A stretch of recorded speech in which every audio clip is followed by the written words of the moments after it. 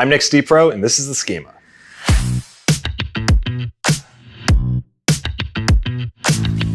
In this episode, we're going to explore how Castell is deploying data-driven strategies to reimagine primary care and help providers succeed in value-based care. Today, we're talking to Dr. Will Daines, the Interim COO and Medical Director of Clinical Operations at Castell. Dr. Will Daines, welcome to Chicago. Great to have you here. Great to see you again. It's been a long time. Thank you for inviting me. It's great to be here. Yeah. I would love if you could just start and tell me a little bit about yourself and the organization of Castell and the little background on the innovation that you guys are driving. Sure. So I'm Will Daines. I'm a primary care internal medicine physician. I practice in Salt Lake for Intermountain Healthcare. I'm also the medical director for clinical operations for Castell and the interim chief operating officer for Castell. Castell is Intermountain Healthcare's population health platform company. So we support Intermountain Healthcare and allied organizations make the move to value-based care. We principally focus on helping organizations enter into value-based care arrangements and then helping them perform in those value-based care arrangements. Excellent. Love it. So we're going to launch into a bunch of questions. Want to hear everything. Great. We collectively, I've been in this industry for over a decade or so trying to transform healthcare. It's one of the biggest economic challenges facing the country, frankly. And a big part of the solution is a transition from fee-for-service into value-based care, right? So as we have made that transition, both yourself as a practicing physician, but also as the medical director and head of operations, what has made that transition challenging for providers and the healthcare organizations writ large? It's a great question. The first thing I'd say is the fact that it's challenging shouldn't be unexpected. We're talking about transforming the largest healthcare industry in the world. Sure.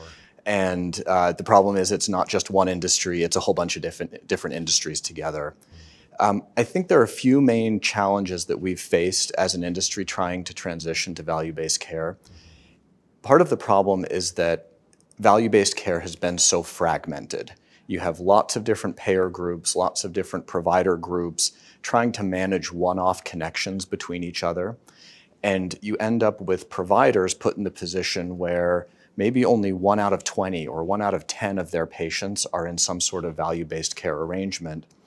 So it's currently operating kind of at the fringe of the standard healthcare system, the fee-for-service healthcare system. And it's been hard to get enough momentum built up around value-based care when it's seen as being ancillary or on the side of quote-unquote normal practice.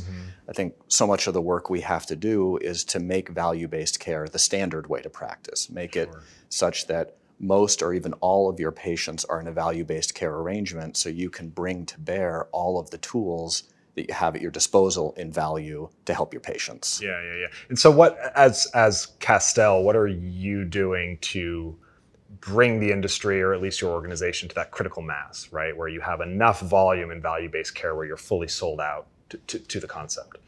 It's a great question. So we spend a lot of time working with both payers and providers to understand how to bring them both to the table to enter into those value-based care arrangements. Yeah. We work on growing the number of value-based care lives that providers are managing, and we work on that by building the connections with the payers to help the payers understand what they can get out of medical groups that are performing really well in value. And then once we have increased to that critical mass that you described, we provide medical groups with the types of support tools and data and analytics that they need to succeed. So we focus a lot on entering into value-based care arrangements and then helping providers manage well in those value-based care arrangements.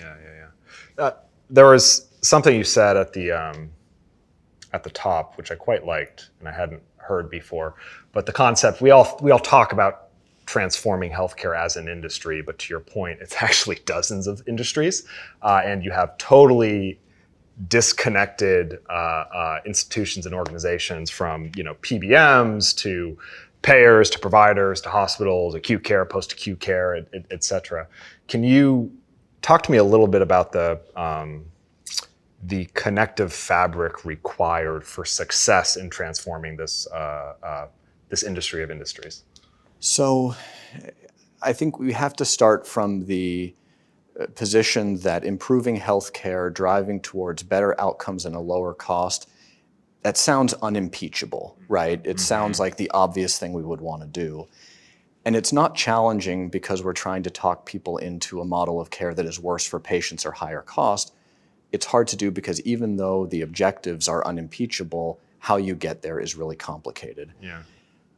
Part of the problem is finding how each industry or each group within an industry can find a benefit for them and their constituents in moving to value-based care. So you have to work with provider groups to help them understand what's in it for them, what's going to allow them to take better care of their patients. You have to work with payers to help them see how is this going to be better for their members. And you go down the line of different subsectors of the healthcare industry, and we have to do a better job of moving beyond platitudes of value-based care will be great for everybody and help those industries see how they have an active hand and an ability to contribute to moving value forward. Yeah, sure. I mean, it's a problem of incentive alignment, right?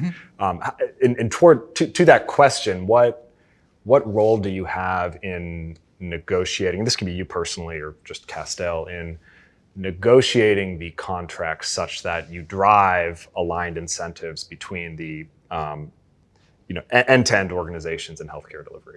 So a lot of the work is about alignment. So it's about going to a group of medical groups and saying, we can provide a slate of payers who want to align around certain value-based concepts. Those payers understand that by using a unified set of tools amongst those providers, they can get better outcomes for their members. And the provider groups can understand that by striking a balance amongst payers of various quality measures or incentive programs, that they're no longer managing 20 different contracts with 400 different quality indicators. That moving towards that critical mass does require that we start to package payer programs together and package medical groups together such that they are streamlined and more efficient in how they manage value.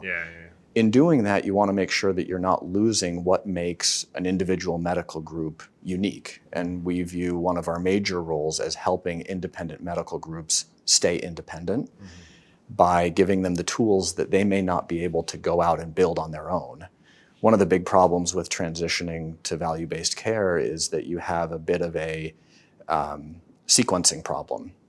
Do you go out and secure a bunch of value-based contracts and then go and try and build the tools that you need to succeed? Or do you go build a bunch of tools that you think will work in value and hope that you get the value-based care contract that you can apply those tools towards? And so part of what we do in Castell is try to help groups get through that sequencing problem by bringing them payers who are already interested in value and willing to partner with groups, and then a tool set within Castell that can help a provider from day one manage that value. Yeah, I love that. It triggers a question for me. I'm very interested in your answer here. All of that is a tremendous amount of work, right? And so I think as we look at the industry, it's very obvious that there's a tremendous amount of waste, right? We spend more per capita on this than any other country, and our outcomes are mediocre at best, sort of nationally. So we know there's a lot of waste, but in order to get to that point of savings, there's a tremendous amount of catalytic energy required to do that. And that might be catalytic energy from relationships and contracting, but also the technology that needs to be deployed, the change management, et cetera. The other side of that is that we're not an industry that's got a lot of slack, right? So people aren't just loafing around. There's a tremendous amount of fatigue in this industry. So how do you think about that duality, the challenge of generating enough catalytic energy to make big change, while also accepting that, particularly after 18 months of a pandemic, you are dealing with an industry that is very stressed and very fatigued? You're absolutely right that if you walked into any clinic today or any hospital anywhere in the country, there are not people sitting around. People are going 110 miles an hour all the time. It's been really important for us as we've thought about value-based care to approach the problem of how are we making the job of providing great medical care easier. If a group is trying to walk in and help a medical group transform, and they're not focused from day one on making the job easier, they're going to go nowhere. Yeah. There is not an ability for healthcare to add on yet another thing right now. So we focused a lot of our efforts in Castell on how do we make it easier for providers to give great care? How do we support with data, analytic tools, population health support teams, coding and documentation support teams, so that when we walk into a clinic, we can actually say, here, let us take a little bit from you in terms of the burden of providing care. Sure. And free up time and energy in the clinic to really dedicate towards the things that are already super pressing. Yeah. We also think that you have to really put the provider team in the position to provide the best possible care. Nurses, doctors, advanced practice providers, they will run through brick walls if they know what would be good for their patients. There is no shortage of both intrinsic and extrinsic motivation for those professionals to do a great job. We have to make sure that our tools are augmenting their ability to perform as opposed to detracting. Yeah. So if population health is coming once a month and dropping a list on somebody's desk and saying, can you get to this after you're done with all the rest of your work? You are not putting them in a position to succeed, and you're not creating a clear connection between actions that need to be taken and the outcomes that that's going to create for patients. Yeah. If you have a system that can come in and say, hey, we're going to offload some of this work for you, and here's the connection between the things that we want you to do and what it's going to do for your patients, that's going to do a huge amount to help with that transition. Mm-hmm. If coding and documentation is just about box checking, you're not going to win over any physicians or advanced practice providers. If we can connect coding and documentation with better acknowledgement of their population's illnesses, better resources to take care of those illnesses, and connect those to programs that actually improve people's health, then we can create that connection for people that population health, it's not just something we do because we've been told to do it, but it's something that directly contributes to the health of my patients and our collective patients. Yeah. I want to dig into that. The provider, the physician, the advanced care providers, and their role. Let's get a little personal here, right? Mm-hmm. You're a physician, internist, primary care doc, carry a panel. What do you think about your role as a practicing physician and how that evolves in this transition to value-based care? It's an interesting question. It's probably going to be a little bit different for every provider. Yeah. But most providers who are out there, they went to medical school, they did a residency, but where they really went to school was in the fee-for-service system. They would show up every day at work and they'd walk right in to see their first patient, and they'd go as fast as they could all day long until the last patient came in, and then they'd go and do all of their documentation, and then the next day is kind of a repeat. There was not a lot of room for stopping, slowing down, asking, what do my patients need, especially the ones who may not be in the office today. And so part of what we've tried to go through as we've helped groups make this transition to value-based care is saying, we can create room in your day to think about the patients who aren't right in front of you. The patients who are in front of you today are going to get great care because they're coming to see you. But what about the patient who's too ill to make it in today? The patient who's fallen through the cracks, the patient who discharged from the hospital a week ago and their follow-up appointment isn't for a month. Mm-hmm. I think that's going to ask of us providers to be willing to really engage in the idea of team-based care. Mm-hmm. As we went through residency and got into our full practices, the care that was provided was the care that I provided. And we have talked about concepts like team-based care for a while, but I don't know that we've really engaged with it. Mm-hmm. Part of the transition we have to go through in primary care is to know and trust the other team members who are going to be able to do things we can't do as an office-based provider or a hospital-based provider. Right. So for example, a patient who's discharging from the hospital may need a house calls team that goes and visits in the home. Yeah. They may go to a rehabilitation facility where they are cared for by an advanced practice provider in that facility. The patient may not need me, they may need a nutritionist, or they may need a behavioral health therapist. Mm-hmm. One of the transitions we'll have to go through as providers is a willingness to really engage that team and lead that team, and not focus so much on, I'm going to go 100 miles an hour in my clinic, and if I've done that, every day I've done a good job. Yeah, no, completely. I mean, in many ways, it's a transition from a reactive transactional view of care to whole person management. Absolutely. Right? And to that, I mean, it is not just a change in thinking or program design, but there's a fundamental technology investment that you need to make to understand who is falling through the cracks and who is not engaging in primary care, which brings me to analytics at Castell. So you've got a fantastic analytics team. I know a lot of them very, very well.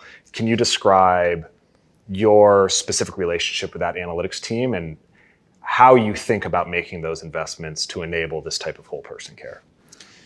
So we do have a great analytics team. Andrew Sorensen, Lisa Mekic, Lincoln Haycock, and Fat Doan lead our analytics program. They do a wonderful job. As we work with analytics, just every day that goes by, we understand how important it is that we get even closer with that team, that there not be a transactional relationship between an operations team and an analytics team, but really that we're considering problems together. One of the things I love about our analytics team is that they hire people and train people to understand the entirety of the problem we're trying to solve, not to look at things as an individual report or an individual product that goes out, but really try to understand from A to Z, what are we trying to solve and what is the role of analytics in that larger problem? We've had great examples in our organization of people on the data and analytics team raising their hand and saying, wait, are we straying from what we need to do to transform healthcare? They also do a really good job on producing a great report, but they keep their eye on the ball in terms of the overall mission of the organization. We've also spent a lot of time working on ways that we stay connected upstream to discover problems before they become problems and not wait and then be reactive to say, I thought we were going to have this report or this data feed at a certain time. We want to look around corners and anticipate those problems, solve them before they become really critical.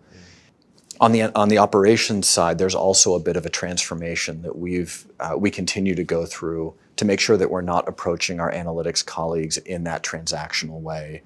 I think a historical way of approaching these problems is that a bunch of physicians and operators go into a room and we think up a bunch of data requests and then we go hand a list to somebody and say, hey, can you pull this data for us?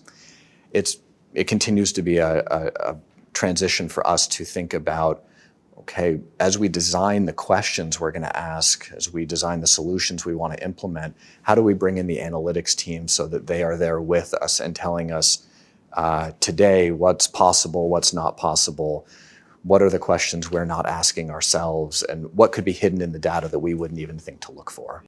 I love that, and it requires such mission alignment, top to bottom in the organization. So culturally, can you just describe the culture at your organization and how you drive and foster that type of deep in the bone mission alignment so that you can lean on each other in the way that you've described? So Castell is a wholly owned subsidiary of Intermountain Healthcare, and Intermountain Healthcare has a truly wonderful mission. It's the mission of helping people live the healthiest lives possible, and we have adopted that as also our mission. So we talk all the time about helping people live the healthiest lives possible. From the hiring of senior leaders down to the hiring of first-year analysts and new care traffic controllers, we talk to people in the interview process about why they want to be part of Castell, why they want to transform healthcare, and what do they see as their ability to contribute to helping people live the healthiest lives possible. It's both true and sad that pretty much everybody in America has a story where they feel like the healthcare system let them down in some way. And so it's not hard to find people who can say, my brother or my cousin or my mom had a healthcare experience that wasn't what it was supposed to be, and they weren't able to live the healthiest life possible because of it. And we ask about those, we talk about those, we want to use those experiences to help maintain that energy. When it's the middle of winter and it's the end of the day and we're really pressing hard on a problem, we need people to go back to those personal experiences. It's always a problem in an organization to keep your mission front and center. We engage in weekly and monthly meetings with all hands across the organization, and we always lead with an experience moment where we try to look within our organization to say, how did something we provide, a service, a product, a report, how did that actually get to a real person? It's easier for perhaps a primary care physician or somebody who's directly interacting with patients to see how this thing that we worked so hard on for weeks or months or years actually got to a patient. It's harder if you are an analyst or in the finance department, somebody who doesn't get to talk with patients all that often. You may not know, how am I contributing to changing a life? Sure.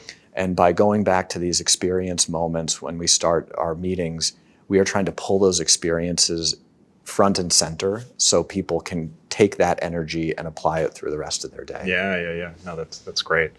You mentioned everyone's got a story, right? And we are living through a pandemic where it is in many ways prolonged due to a lack of trust in the system and a lack of trust of medical institutions. And enabling individuals to live the fullest, healthiest lives possible is innately an exercise in trust building. Do you want to just talk to me a little bit about how you, as a practitioner, but also as a medical director, how you think about fostering trust between yourself and the patients you serve? It's a very challenging question, and there's certainly not a single answer. There's that old saying that you can take a lifetime to build trust, a moment to erode it. And so we view building trust with our customers, building trust with the patients that we serve as an everyday process. It's not something we can have a trust week or a trust month. It's an everyday process. And we also have to earn that trust, and we acknowledge that. When we make a mistake, we own up to it. When a report doesn't work the way it's supposed to, we own up to it. When a provider expects something of our care traffic control team and we're, for one reason or another, not able to provide it, we have to own up to that. As it relates to the larger healthcare system, I think we need to give people something to believe in. People have come to expect, unfortunately, a rather dismal level of service from the broader healthcare system.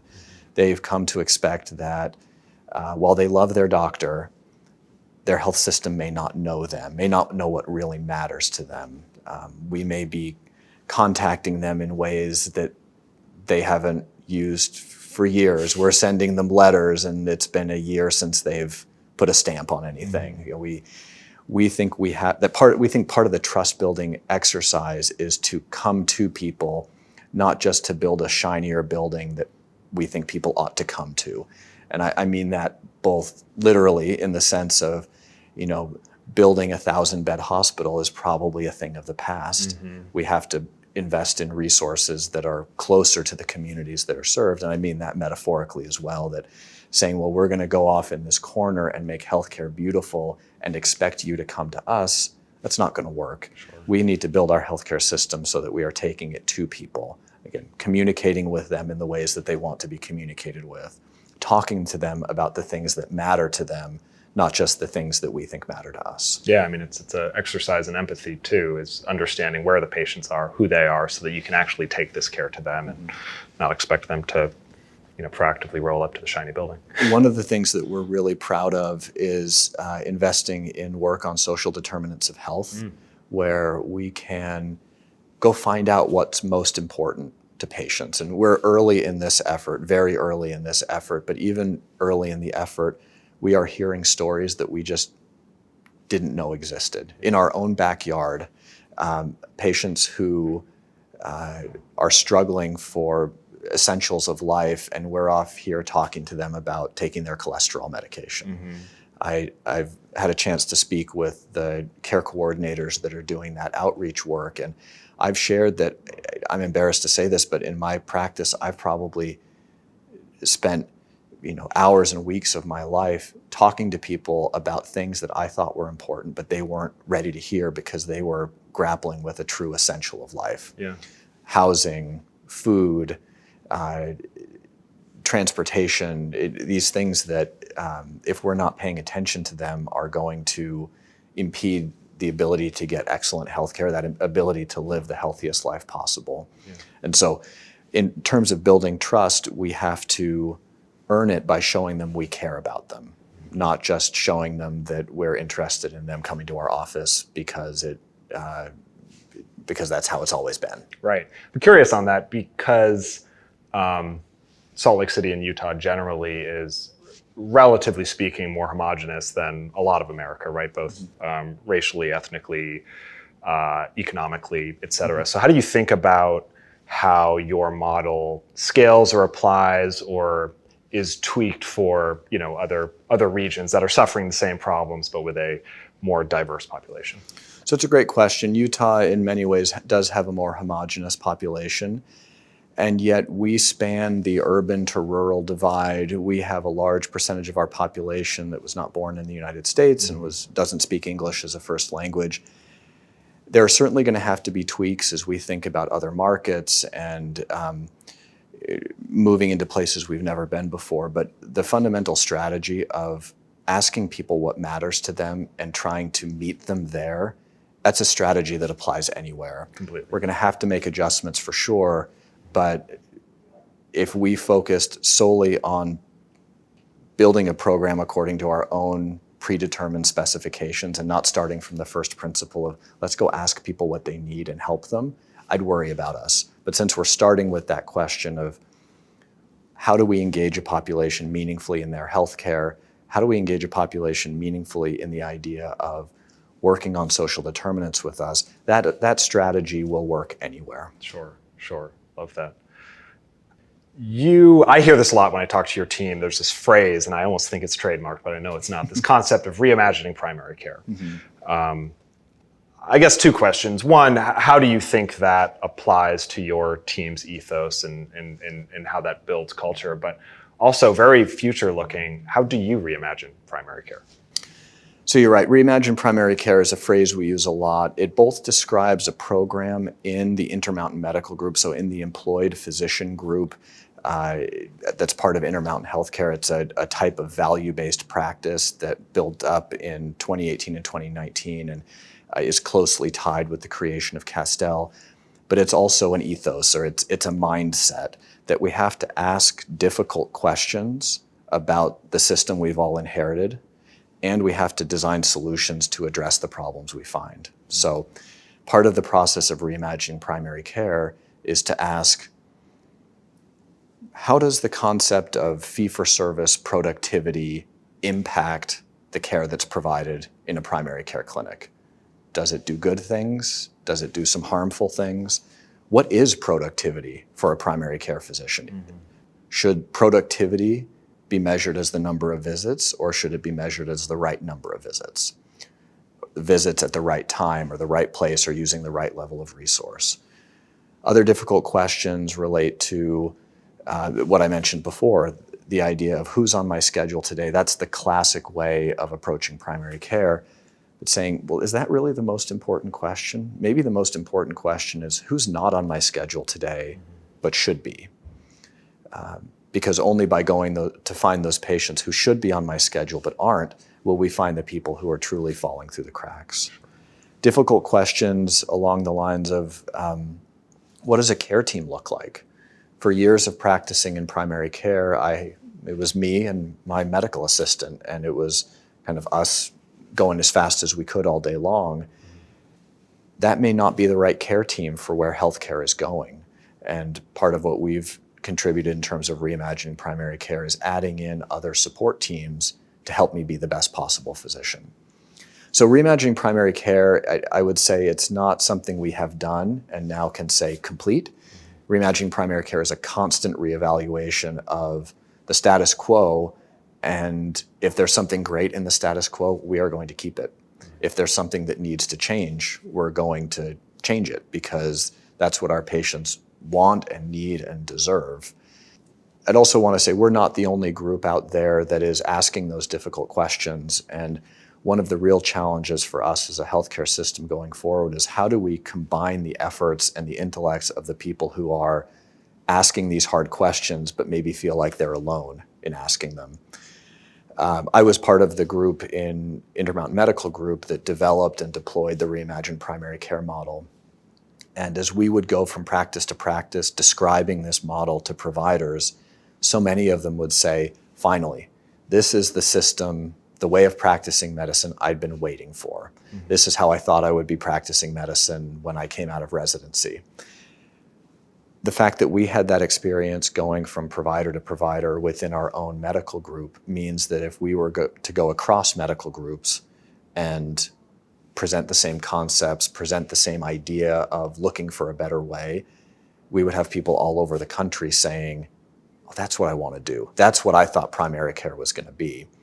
Reimagining primary care, I'd say the limitation in that phrase is that it only references primary care. Yeah. And I think that future evolutions of value-based care will involve reimagining specialty care, reimagining hospital care, reimagining non-physician oriented care. Sure. We tend to focus so many of our programs as a healthcare system on what does the physician need. It only is worth tackling if the physician has put in a CPT code for it. But there's so much care that can be provided by non-physicians, by allied health professionals, and we need to reimagine those fields as well. So by no means would I want to represent that the work of reimagining primary care is done. It's a work that's ongoing and a work that needs to expand beyond the boundaries of primary care. Completely. Agile, iterative, totally get it. Yeah. Let's wrap here on a final question, a little crystal ball. So as of now, value-based care as a contracting structure is still a relatively small share of all patient lives nationally. How do you see that evolving over the next 2, 5, 10 years? And whether that's novel contract structures or us selling out to that, expansion of Medicare Advantage. I'm just curious how you see the marketscape evolving. So I don't have a crystal ball. As we know, some of this hinges on political conversations related to the future of Medicare. Are we going to go in a Medicare for all or a Medicare for all who want it type of direction? No matter what happens at the federal level or at state levels, I think we'll know that the concepts of value-based care apply whether we're talking about a government payer or private payers. Yeah. For me, the part of the industry to really keep an eye on is employers. We very rightly view the patient as the end consumer of healthcare, but the group out there that's buying most healthcare in the United States or buying most healthcare insurance are employers. Totally. We know that we're in a very tight labor situation right now, and employers are looking for ways to compete with each other. Right now, they're doing it a lot on wages. But if you're a large employer, the main albatross hanging around your neck is your healthcare expense. Yeah. And so I anticipate that employers will be the groups that really start to push us farther and faster in value-based care. And traditional employer-sponsored healthcare will probably change dramatically. So in terms of positioning ourselves for future success, I think it's really looking at what does the employer need in terms of lower cost, better outcomes, and an ability to compete for talent in the labor pool. The other thing that I think is really important that should happen in the next 5 to 10 years is merging the concepts of value-based care with the concept of consumer-oriented medicine. So there have been a lot of strides recently in consumer-oriented medicine. The pandemic has driven a lot of that as people have been able to access healthcare through telehealth or get testing at home for COVID, all sorts of new applications of consumer-based healthcare. The concepts of value-based care and consumer centrism, they've been adjacent but not exactly overlapping. And I think it would be great if those concepts moved closer to each other. A lot of the healthcare that is designed to be consumer-centric is still highly episodic, and companies are competing with each other on a slightly lower price point per unit, a cheaper telehealth visit. Those sorts of things are fine. They're real advances to have companies competing for healthcare on the basis of consumer centrism.